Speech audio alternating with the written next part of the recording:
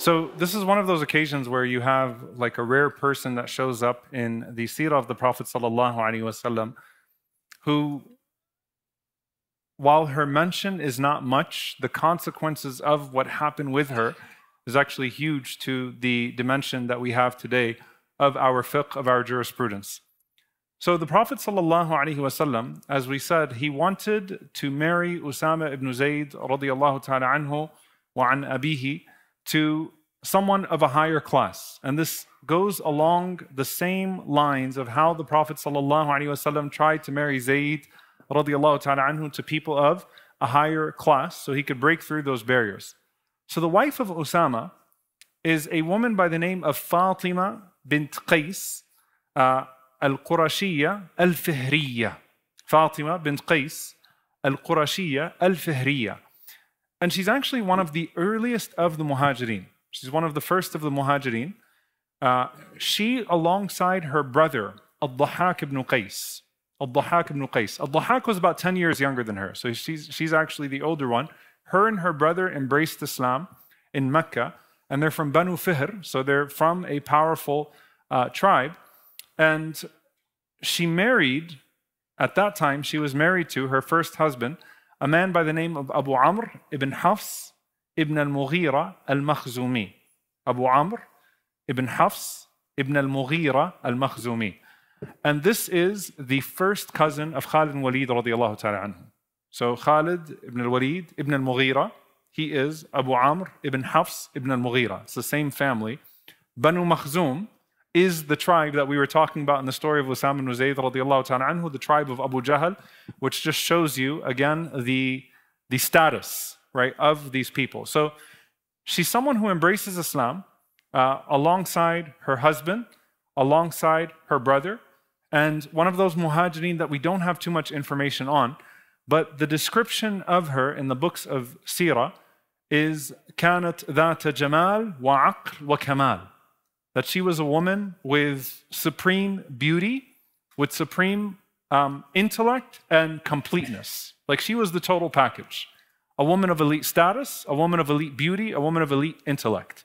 So everyone would have wanted to be married to this woman, Fatima bint Qays, because of the tribe that she comes from as well. Her mother was also from Banu Kinana, Umayma bint Rabi'a. And she makes the hijrah to Al-Madinah. Now, she narrates the hadith.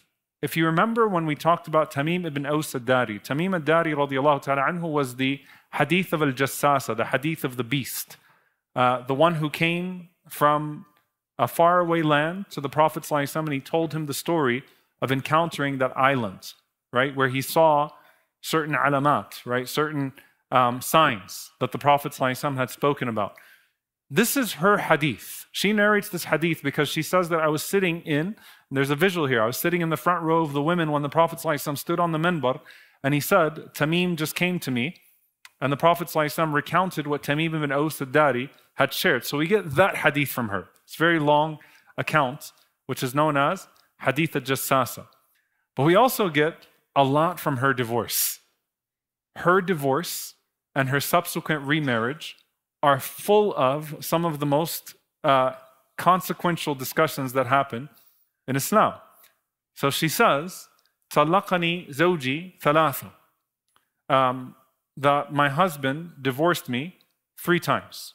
So she becomes sort of like the touch base of the touchstone of like how we deal with talaq and how we deal with iddah. It's one of the earliest cases of divorce that we have between the Sahabah, right, where you actually have some of these issues being litigated. So to give you context, she's not with her tribe in Banu Makhzum. She comes from a powerful family, but she's not with that powerful family right now, right? At the end of the day, these are refugees that are married to each other, that both come from powerful families, and the husband divorces the wife, and it gets to a point of irrevocable divorce, and he does not provide for her anything in terms of sakan or in terms of nafaqah, in terms of housing or maintenance. So the Prophet ﷺ, I guess that's the outrage, right, of the situation. The Prophet ﷺ, she says, Amarani Rasulullah sallallahu alayhi wa sallam an a'tadda fi bayti ibn Ummi Maktoum al-a'ma the Prophet ﷺ ordered me to observe my iddah in the house of Abdullah ibn Maktoum. Very interesting, by the way. Early refugee problems. Number one, what was she entitled to? She said that my husband had only given me 5 containers of barley and 5 containers of wheat, and that was it. And the Prophet ﷺ approved of that. So she didn't have any nafaqah, she didn't have any spending on her, she had no kids, and she had no house to stay in. Okay? Typically, the iddah is done in the house where it happens, right? You're supposed to stay together, and there's supposed to be a whole process that takes place here. She says that the Prophet ﷺ initially told me to do my iddah in the house of a woman by the name of Sharik. And then, what ended up happening is the Prophet ﷺ said, "Inna bayta ummi sharikin baytun yakhshahu al-muhajirun, walakin i'taddi fi bayti ibn Maktoum, fa'asa an tulqi thiyabaki fala yaraki." So he says to her, radiyallahu ta'ala anha, sallallahu alayhi wa sallam, radiyallahu anha, he says, look, Sharik's home has a lot of foot traffic. This kind of shows you the early hijrah elements. There are a lot of men that are coming to her house constantly. So instead, we will allot for you a place where Abdullah ibn Maktoum lives. He's blind and he will not be able to see you, and you'll be secured, and you go ahead and you complete your iddah over there. So this is a very different type of divorce, marriage, iddah situation that's taking place here.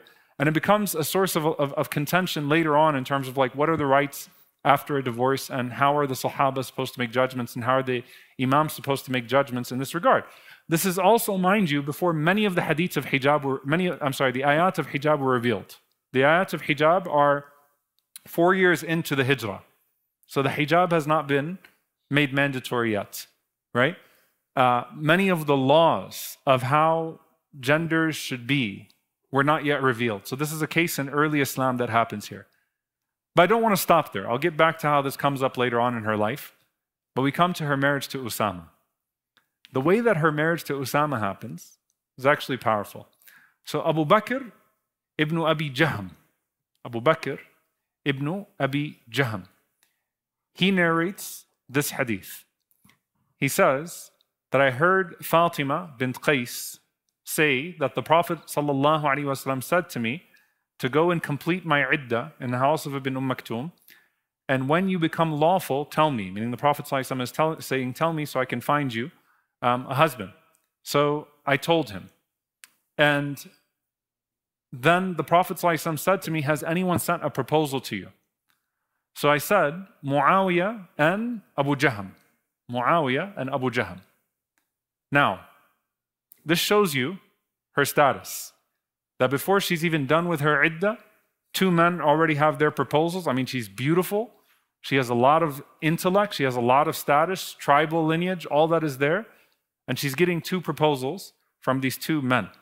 So the Prophet ﷺ responds, and he says, أَمَّا مُعَاوِيَةٌ فَرَجُلٌ تَرِبٌ لَا مَالَ لَهُ. As for Muawiyah, he's a poor man who doesn't have money.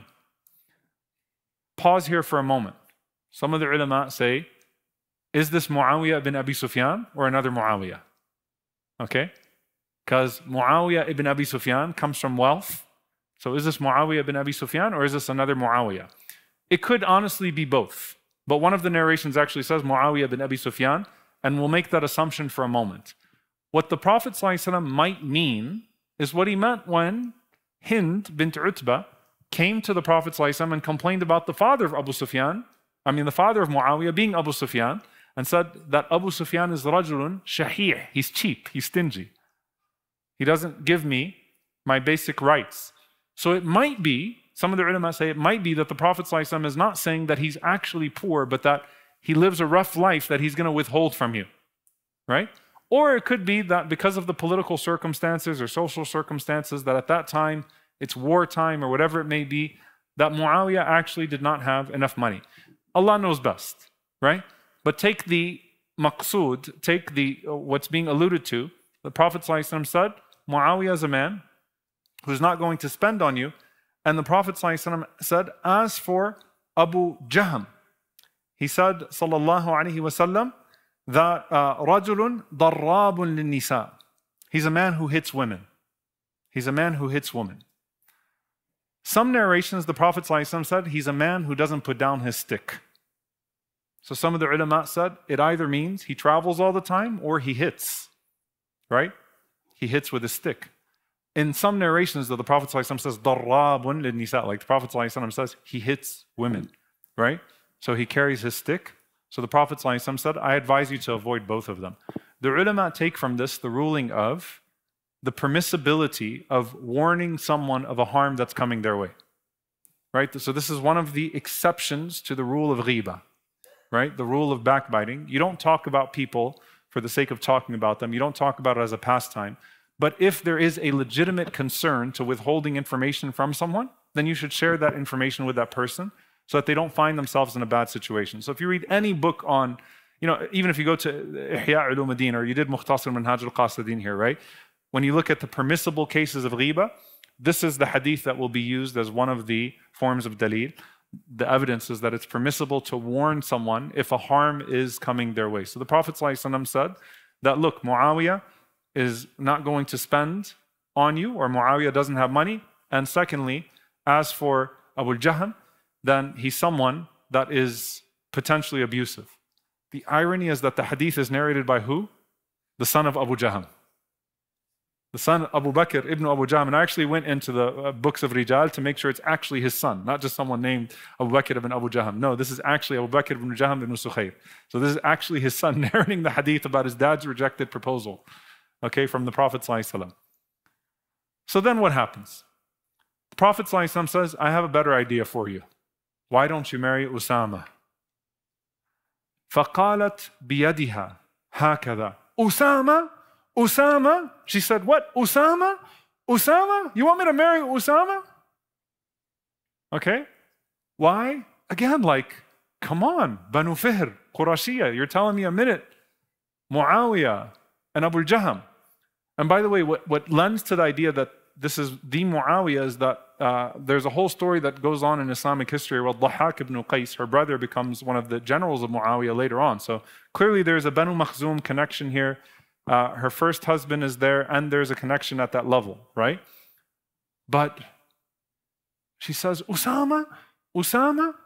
Prophet ﷺ said, listen, Ta'atullahi wa ta'atu rasulihi khayrun laki. Obeying Allah and obeying the Messenger is better for you. So this is what I'm advising you. Like, I know what I'm saying. SubhanAllah, with Zayd and Ayman, right? You want to marry a woman from Jannah? This is that. So she says, my initial was like, no way. So she said, tahawunan, she's saying about herself, bi amri Usama, like I was belittling Usama. Then I said, when the Prophet ﷺ said that, sam'an wa ta'atan lillahi wa li rasulihi fazawwajnihi, that I said, I hear and I obey Allah and the Messenger ﷺ, so marry me to him. She said, فَكَرَّمَنِ اللَّهُ بِأَبِي زَيْدٍ وَشَرَّفَنِ اللَّهُ وَرَفَعَنِي بِهِ. She said, so Allah honored me with Abu Zayd. Usama named his first son Zayd. Zayd ibn Usama ibn Zayd. So she became Zayd. So she said, كَرَّمَنِ اللَّهُ, Allah honored me, karam, gave me karam through Abu Zayd, and He gave me nobility through him, and Allah Azza wa Jal raised my rank through him, radiyallahu ta'ala anhu wa anha. And so it actually became a very beautiful marriage, and a marriage that, subhanAllah, succeeded, right? Despite the class differences between the two. And she remained sort of a reference point on issues concerning divorce, and issues concerning iddah, and issues concerning nafaqah, the spending and the maintenance after a person is divorced. And there's a huge debate that took place because Umar radiallahu ta'ala anhu in his khilafah did not want to rule by her situation. He saw it either as maybe she made an error in her memory of how things went down, or maybe there was some exceptional case to her. But Umar radiallahu ta'ala anhu wanted to rule by what he knew of Allah and the Messenger sallallahu alaihi wasallam's ruling in this regard, of the woman staying in the house of the iddah, and the certain junctures at which support is cut off, and how pregnancy is taken into consideration, not taken into consideration. So that does exist in the case of a discussion and dispute between Umar radiallahu ta'ala anhu and her. But the last thing that we have about her radiallahu ta'ala anha is that when Umar radiallahu ta'ala anhu was assassinated, في بيتها اجتمع أصحاب الشورى عند قتل عمر بن الخطاب رضي الله تعالى عنه وخطبوا خطبتهم المأثورة. It was in her house that the shura actually convened. The 6 companions convened in accordance with what Umar radiallahu ta'ala anhu had decreed, which shows you that she maintained a status in society and amongst the Sahabah as well. Right? She maintained a certain status amongst the companions as well.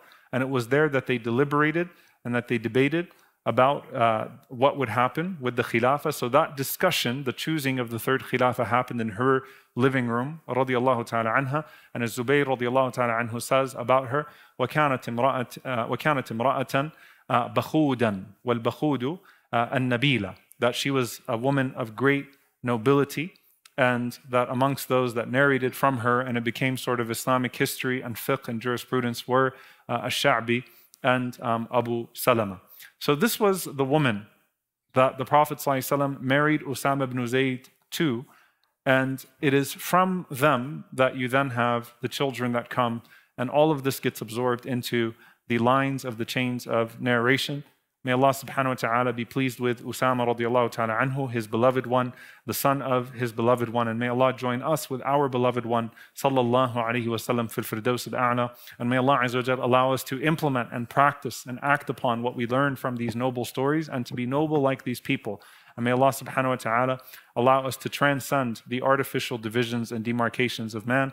Allahumma ameen. Barakallahu feekum. Wassalamu alaikum wa rahmatullahi wa barakatuh.